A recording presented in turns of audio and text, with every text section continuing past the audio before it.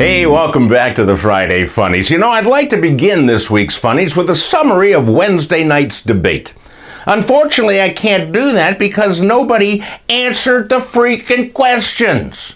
You know, it's a real shame that in a debate about the issues by two vice presidential candidates, the most memorable moment was a fly that landed on Vice President Pence's head. You know, the fly was immediately captured by the FBI and tested for COVID-19. The test was negative, so they just swatted it with a newspaper. So instead of talking about that, I'd like to focus on next Monday when we celebrate Indigenous Peoples Day, also known as Columbus Day. Now, what's the deal here? Apparently, Columbus is no longer recognized as the discoverer of the New World, but is hated for introducing syphilis to it. Indigenous peoples, on the other hand, never did anything except defend their homeland. And ironically, the homeland they were allowed to keep is now home to dozens of casinos, while Columbus, Ohio, has only one. So there you have it. And now the news. The Supreme Court is employed to make decisions on the most important issues.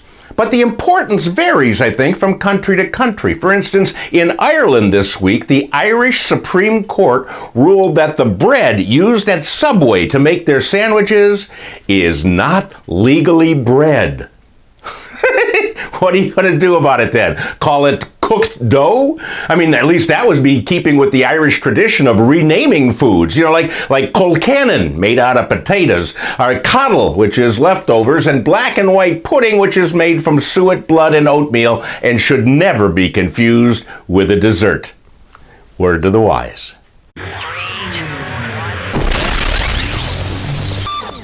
In all fairness, the UK has some odd names for food too, such as calling sausages bangers.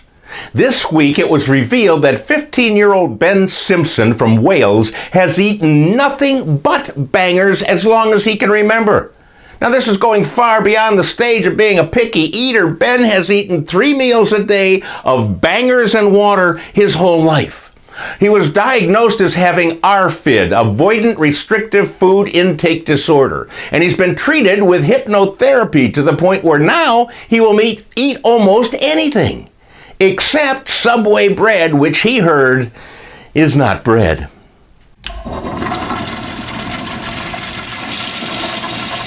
The good news this week is that NASA is spending $23 million on a titanium space toilet.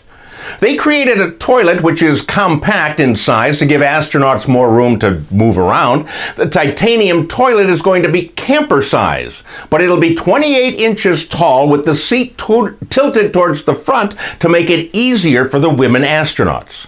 Men, as you know, can go anywhere with no regard for who has to follow them, but women need a few more comforts.